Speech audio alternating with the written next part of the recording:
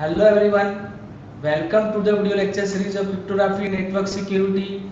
I am your instructor Dr. Ramesh Prajapati. I am going to discuss hierarchical key control. So let's see the today's agenda. The first hierarchical key control, session key lifetime, transparent key control scheme, decentralized key distribution. So let's start the first topic, hierarchical key control.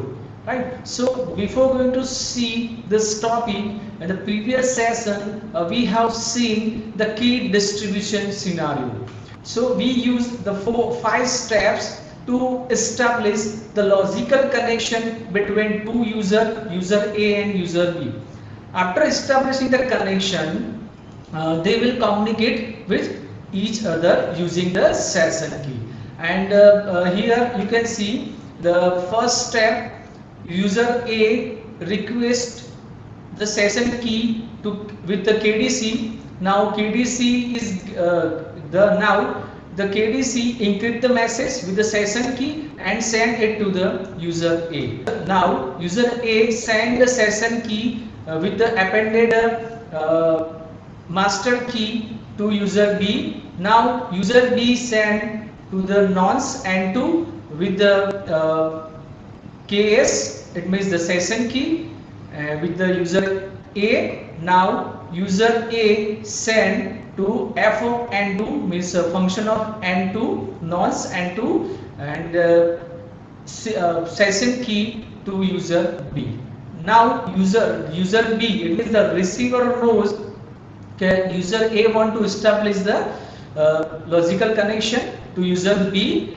After establishing the logical connection, it will start the communication between two user A and user B.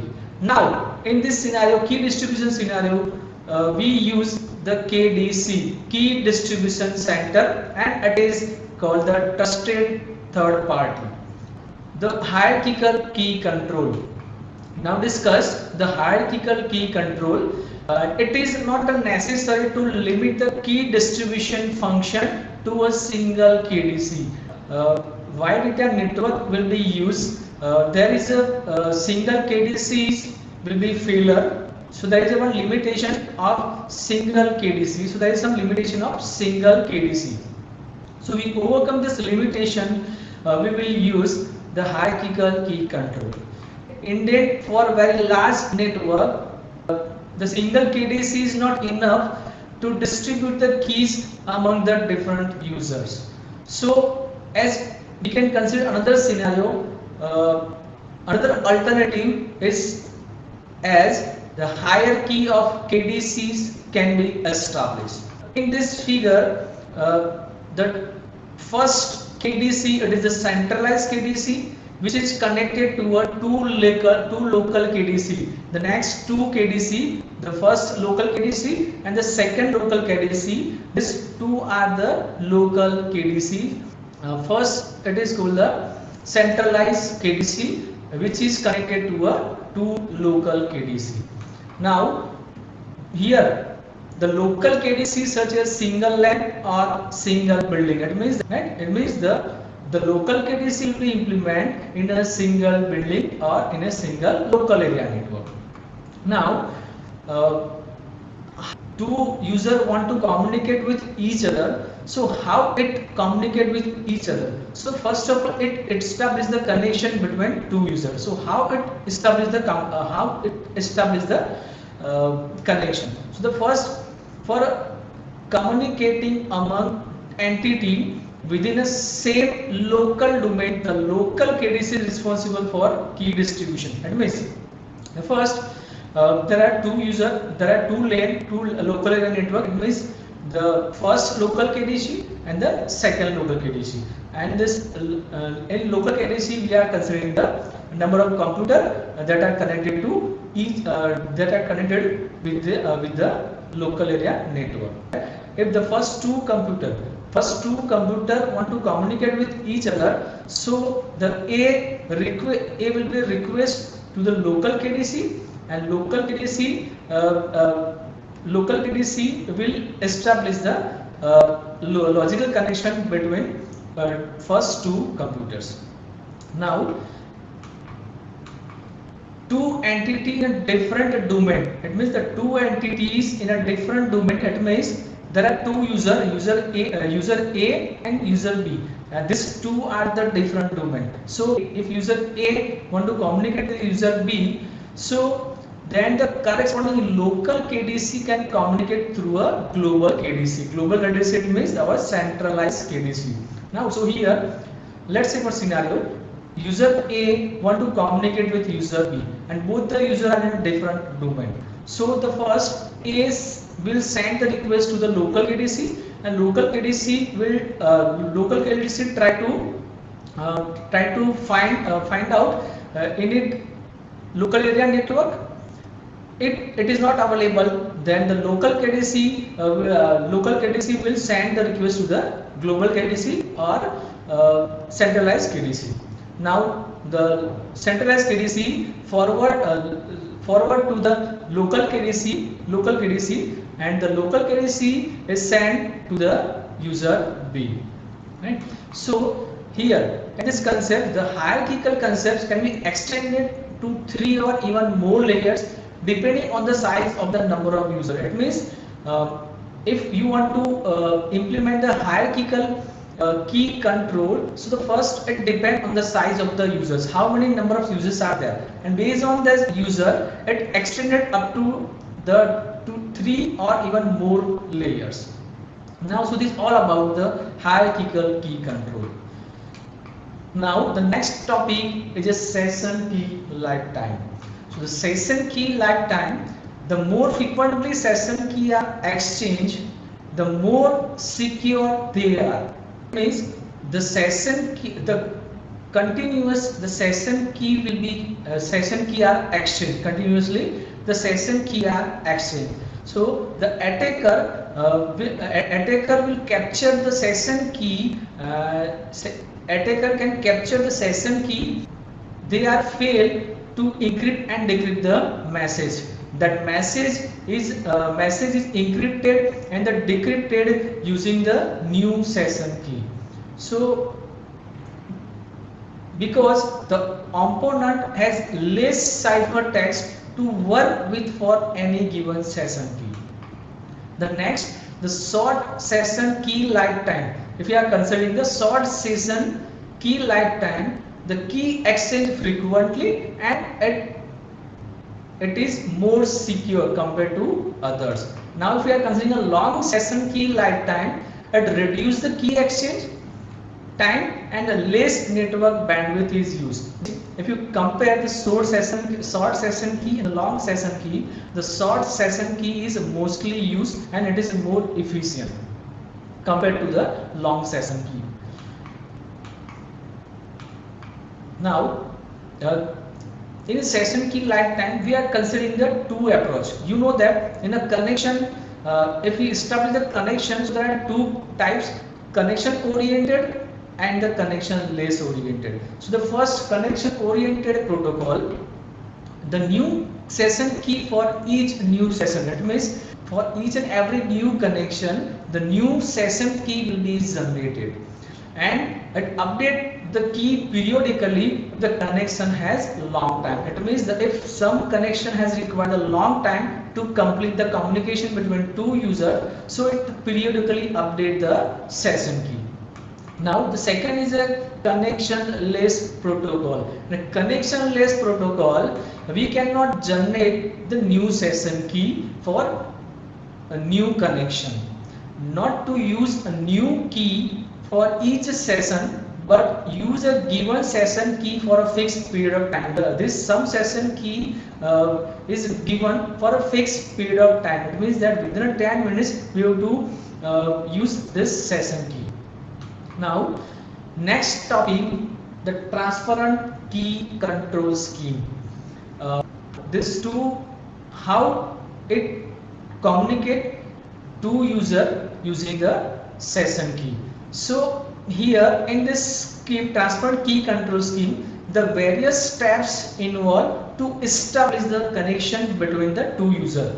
host A and host B. It means the host we are considering one user. Second host is again another user. It means the two user A and user B. So the first involved in establishing the connection are shown in figure. You can see in this figure. This figure is establish the communication between, is establish the logical connection between the sender and the receiver. Now, when the first step, when one host wishes to set up a connection to another host, it transmit a connection request packet. So in the first step, the first user, it means if one user want to communicate with the second user, so the first user set up a connection to second user. The first application, I mean the first step, the host means the user A request send a request packet to security service module. Security service module, it is called the SSM. Now, in the first step, the user A will send the request packet to SSM, security service model. Now, in the second step, SSM, the security service model, save that packet and apply to the KDC for a permission to establish the connection. So you can see in this figure, the first and the second step, the KDC will accept the request packet and it will hold the packet and send the one request to the KDC, this key distribution center. For now, the communication between the SSM, security service module, and the KDC is encrypted using the master key shared only by this SSM and the KDC. Now, in a key distribution scenario, we already discussed that two users share the master key to the KDC, key distribution center, and the master key of user A, which is known by the KDC and the user A. Then second, the master key of user B is known, which is known by the KDC and the host B. It means the user B. So here the communication between the SSM and the KDC, the communication between the SSM and the KDC encrypted using the master key shared only by this SSM and the KDC. Now, if the KDC approve the connection request, it generate the session key and deliver it to the two appropriate SSM using the unique permanent key for each SSM. So now see in this figure, in the third number step number 3, you can see in this figure, the third number step, the key distribution center approve the connection which is sent by the SSM, security service module, and it generate the session key. KDC generate the session key and deliver it to the two users, means SSM, security service module, and it generate the one unique session key, and the unique session key is sent to both the user at the same time. Now, this next step 4, the requesting SSM can now release the connection, request packet, and the connection is set up between the two end system. Now, step number 4, the SSM, security service module, establish the logical connection between the two user A and user B. Now, after establishing the connection, user A will communicate with user B, or user A transfer the data to user B. After completion of data transfer, user A, the session key will be terminated. Now, all user data exchange between the two end system are encrypted by the respective SSM using the one-time session key. Right? We already discussed about this point. Right? Okay, after completion of data transfer from A to B, the session key will be distributed, or session key will be terminated.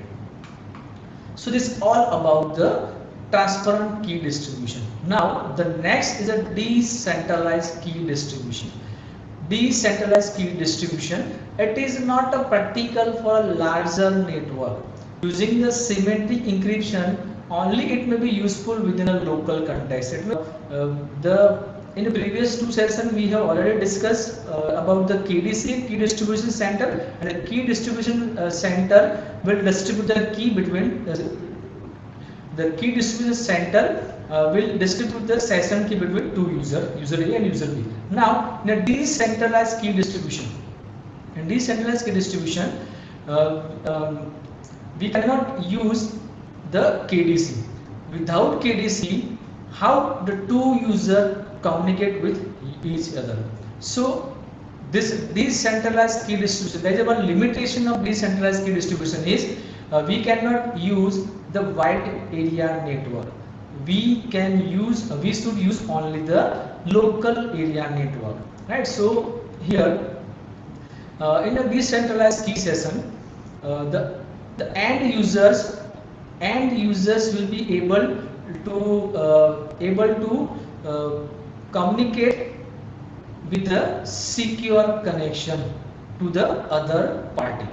So the session key may be established with the following sequence of the steps. So here, how to establish the session key? So here you can see the first step.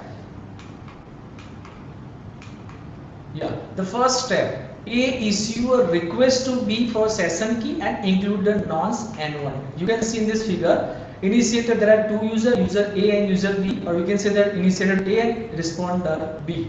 Now here user A issue the request to B for session key and include the nonce N1. It means that ID is identity of user A, N1 it represents the nonce and it appended with the identity of user A and is sent to the user B.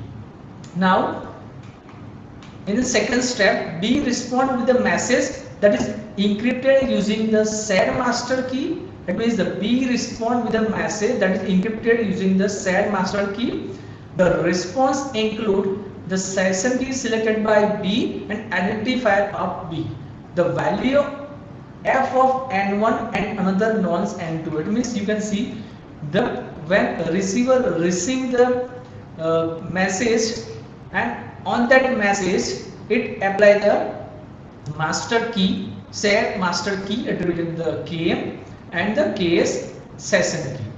Now it send the user B send the encrypted message to user B, user A, and in that message it the user B included the master key which is shared to both the user A and user B and attributed the KM and include the session key also. KS attributed the session key and this is generated by a user B and appended with the ID A, identity of user A. Now identity of user B, N1 nonce is already generated by user A and newly generated nonce N2 is also appended with this message and is sent to the user A. Now using a new session key, A returns f of N2 to B. F of N2 it means the function of nonce N2. Now user A using new session key. Now user A receive the new session key and this session key, new session key case appended with the function nonce N2 and sent to the receiver.